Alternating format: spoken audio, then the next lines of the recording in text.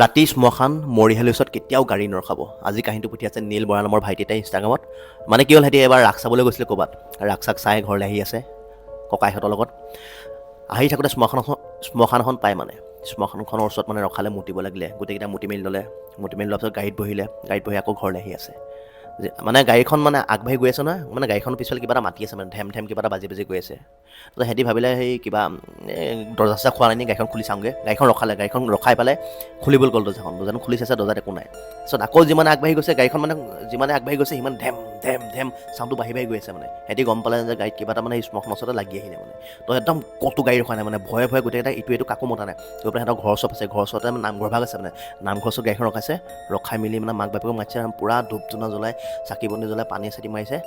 তাৰপিছত গাড়ীখন যেতিয়া ঘৰলৈ নিছে, তাৰপিছত আৱাজ নাই।